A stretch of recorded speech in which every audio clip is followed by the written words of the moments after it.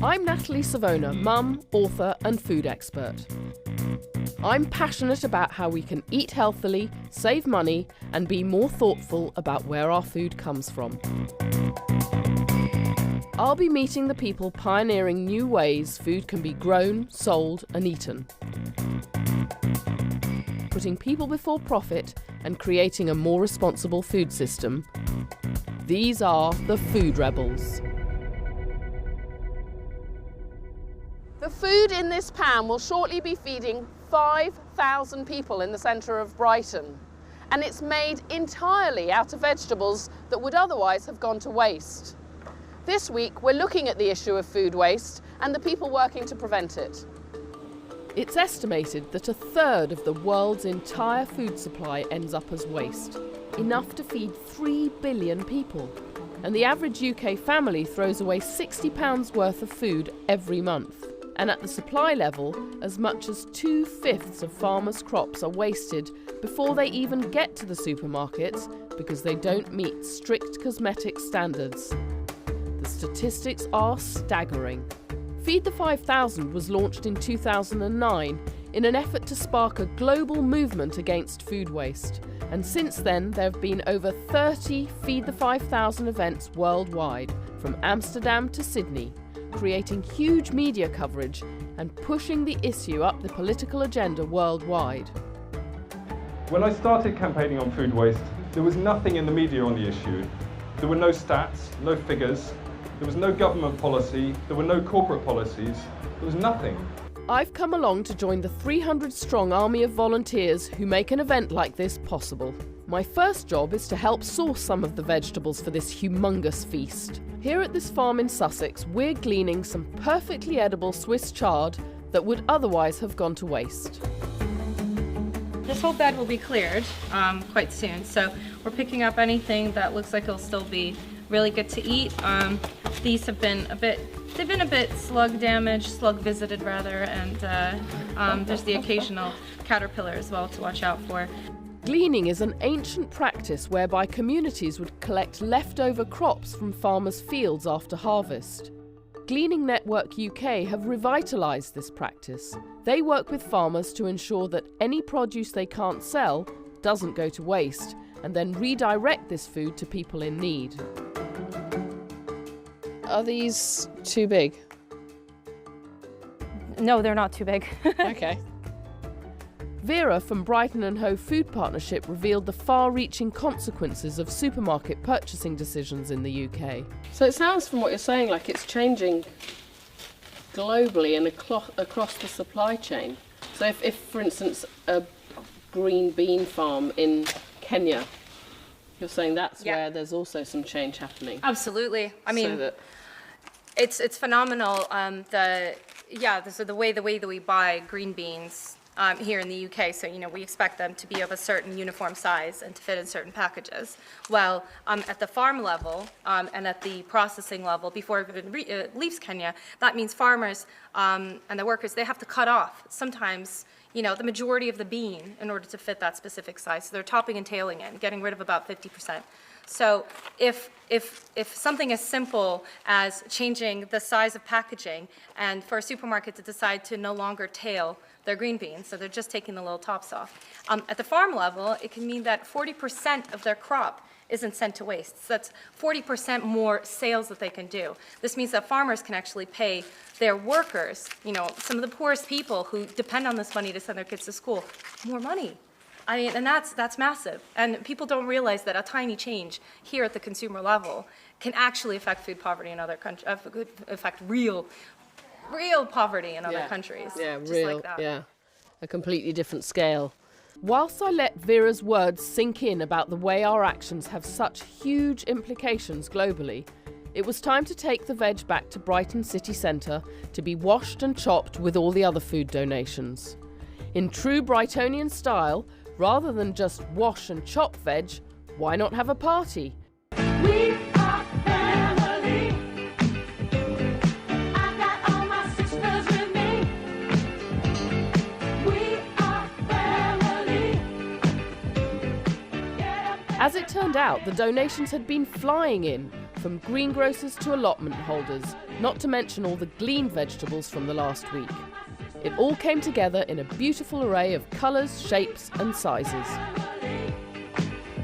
I joined in on the action and sat next to food rebel Adam Buckingham, the founder of the Real Junk Food project Brighton. They run cafes using food waste destined for landfill and serve it on a pay-as-you-feel basis. Our first event was just a theatre company asked us to cater for them. So you catered for a theatre company out of food that you had intercepted, yeah. intercepted? Yeah, so all from bins or donated from food markets, farmers, yeah. And then since then, we've been running on a kind of pop-up basis. So 2 days a week, our team of volunteers turn up, we have all the food out in like a ready, steady cook. What can you make with all this food? And then we cook it all up into healthy, nutritious meals and then serve it on a pay-as-you-feel basis to the community. Pay as you feel? Pay as you feel. So pay as you feel essentially means that you don't have to contribute financially for the food. In our eyes, people are doing us a favour by eating it. If no one turned up, then we'd have loads of cooked wasted food rather than raw ingredients.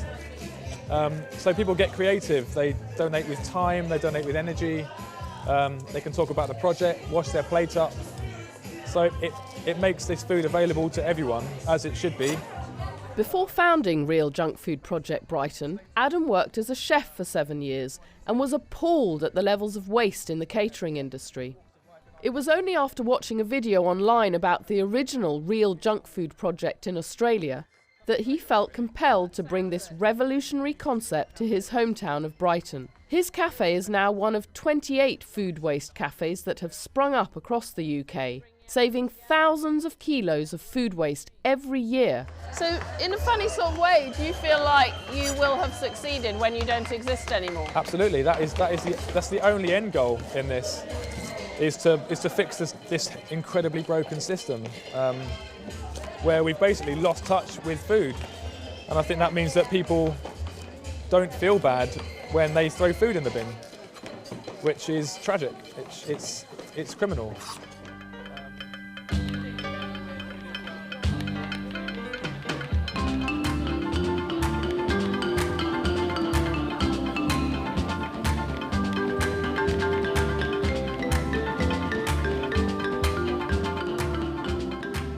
Before I left the disco chop, I bumped into Para. He's the chef with the biggest pot in Europe. I had to ask him where he found it. I actually got it made in Agra, the Taj Mahal country. I got it made there and just brought it over. See, over there, cooking for big things, there's millions of people and it's quite common. I mean, nobody's impressed with the pot in India. Really? But over here, it's like, wow, it's huge, Yeah. You can put 4 people in it and row it like a boat. It's big. What changes have you noticed in terms of waste food over the last 30 years that you've been? I know there's much, much more. They grow all the vegetables in Uganda and Kenya particularly, and they fly it over at a huge cost to the environment. And then when it gets there, they throw so much away because you need 5 days of life before the supermarkets get it. And if it's not 5 days of life in it, 4 days, they throw. So it's perfectly good veg, and it's just because of the rules and that, and nobody can take it. So we've been getting a lot of this kind of stuff. And you see, like, what a huge waste. And there's so many people struggling for a healthy meal. And then you got the green vegetables, so it's just, putting the two and two together, So that's where you source a lot of your produce, is this hub? Yeah. Where the vegetables are flown in but can't even get to the supermarkets. No, they're chucking them away, So when you see all the vegetables, when you see like big containers of vegetables just going to waste, you think, God, let's do something, When Para isn't helping at a Feed the 5,000 event, he's in London feeding 1,000 homeless people 6 days a week, and he's been doing this for the past 30 years. The meals he cooks are entirely from supermarket waste that would otherwise go to landfill. And so imagine like a society where everybody's sharing, sharing the food, sharing, rather than just charging double. Because like when we go to Glastonbury, we do the meals there, and everything's double price, but we do it for free. And it creates such a nice atmosphere. And you'll see tomorrow all the people are getting there, eating together, sitting around, and it's a wonderful atmosphere.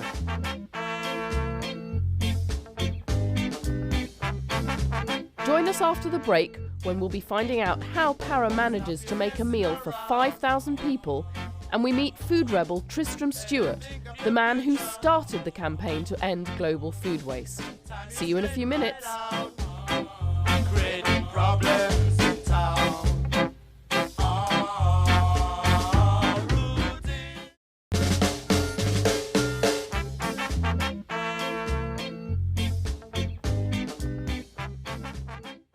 Welcome back to part 2 of Food Rebels.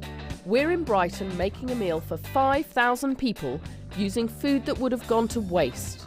I've been doing my bit to help by gleaning, which is collecting leftover and unwanted produce from farms, as well as helping out at the Disco Chop, washing and chopping the mountains of vegetables needed for such a huge feast. Today's the big day, and I've arrived early to meet Para, the chef, the only man who can prepare a meal for 5,000 people. It's been cooking since 5 this morning. So that's about 6 hours already. Yeah. It's just come to the boil. Just now, just right now. It's all good. It's all ready to go. Right, and how many people is this going to feed? This will feed 5,000 people. And then we have a little bread as well that we made with it.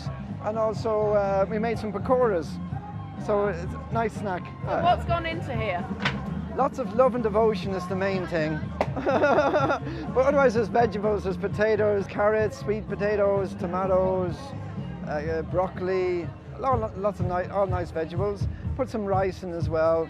I can see bits of chard floating on the top that I might have cut off the plant by my own hands the other day. Yeah, that's it. Yeah, so it's nice to see it from literally in the soil Yeah. to here. Yeah, and then After Para's boiled this mountain of vegetables for several hours, he fries his special Indian spice mix with tomato paste, adds oil, seasoning, and stirs all that into the veg. Bearing in mind that stirring it into a pot this size takes about an hour, I gave him a hand. just pretend you're going down the river. Wow, yeah, it's really thick at the bottom, isn't it? Yeah. Everything's kind of jumped down. It'll thicken up. Amazing. It's a big, really delicious meal.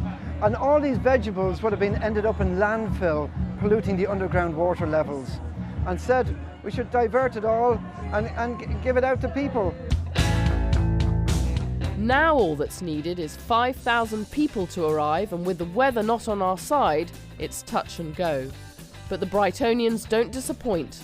By midday, droves of people arrived. Office workers on their lunch break, students, tourists, families.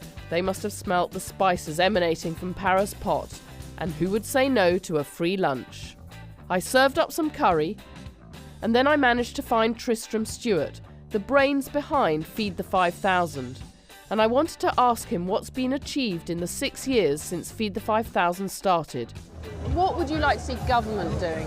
One of the things that we're working on very much is waste on the supply chain. So not just the stuff that supermarkets chuck away at the back of store, but the waste that they cause their suppliers.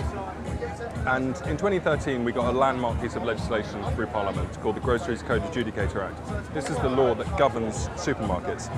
And one of the particular clauses in the code is that supermarkets are no longer allowed to cancel an order or amend a forecast at the last minute, with the result that the producer has grown food and then can't sell it. And if they waste it and they have to bear the cost, the law is now that supermarkets have to at least share the cost of that waste.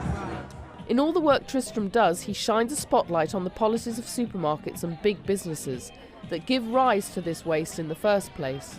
And it's through that spotlight that he's leveraging the most significant changes in policy. In particular, we've been looking overseas. We've been going to Kenya, Guatemala, Costa Rica and Peru most recently.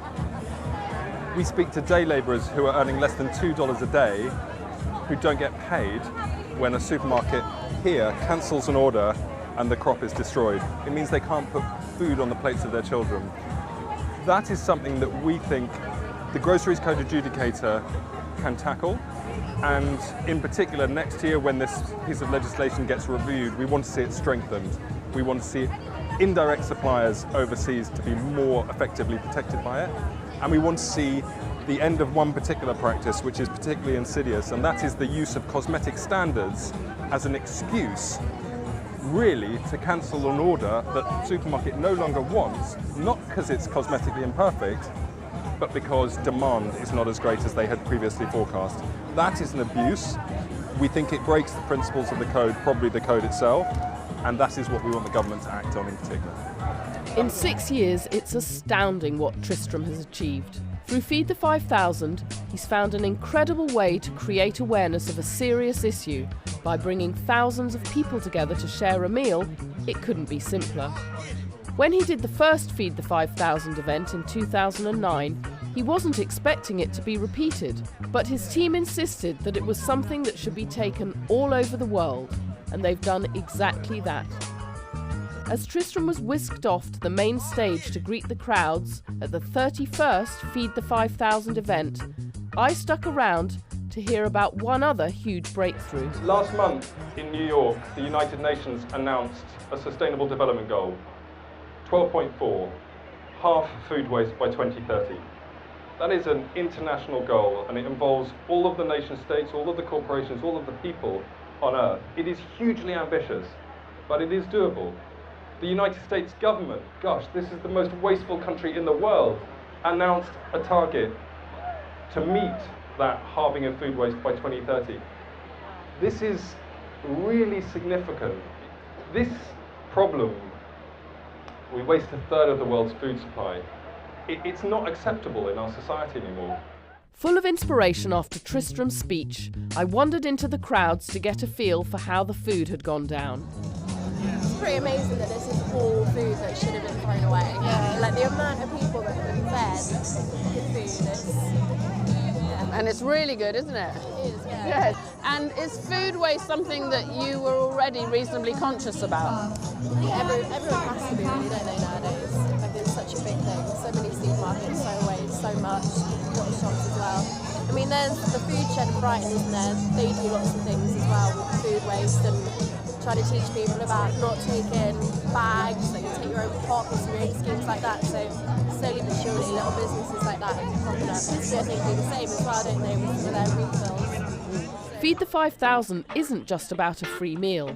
It's an opportunity for communities and local organisations to come together and join forces against food waste, as well as inspire new initiatives. Since 2009, there's been a huge rise, from 7 to 43 projects tackling food waste in Brighton and Hove. And here they were out in force, dozens of groups united for the cause. Fareshare is a national charity that redistributes surplus food to community groups and other charities. In the last 2 years, they've doubled in size, meaning twice the amount of food waste from supermarkets is going to people in need. And Fareshare continues to grow. Let's look at this pineapple. Everybody knows pineapple's a bit of a treat, particularly fresh like this, not in a tin. The label's lost, so I don't know what country it comes from, other than it doesn't grow in this country. So this has been imported. Somebody has had to make an assessment of how many of these a week are the 65 million people on this island going to eat. And inevitably, they're going to get that wrong. So the whole way through, there are these little margins of surpluses. And this is a good example. It may be that the vast, vast majority of them, somewhere in this country will be a cool store storing these, and there will be millions of pineapples in it.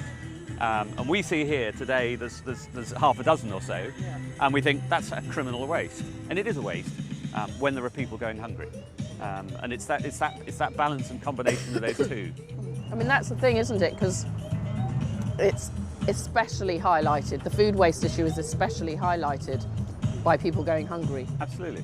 Joseph Rowntree Foundation this week was tweeting a new piece of research. 13 million people on this island are suffering from food poverty. It's mad. 13 million people. According to Lindsay, the good news is that the food industry is finally starting to respond. Pressurised by increasingly outraged consumers, supermarkets have been forced to start working with charities like Fareshare, at last doing something positive with the huge quantities of waste they create. So what's been achieved? Since 2007, there's been a mass behaviour change in the UK, a 21% reduction in household food waste. There are very few environmental campaigns anywhere in the world that have achieved such a significant change. At a corporate level, there's been measurable reductions of food waste on a national level. As a result of years of Tristram's campaigning on the ugly fruit and vegetable front, cosmetic standards have been relaxed.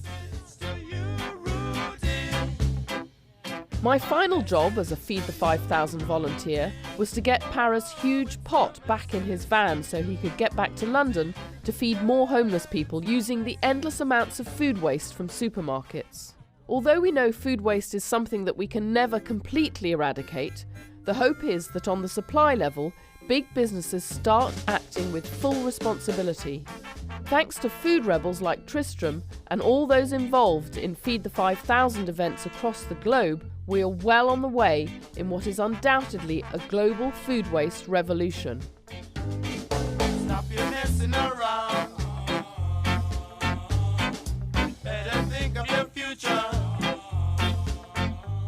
Next week on Food Rebels, I'm in Todmorden, where local activists are using public space to grow food for the benefit of the community.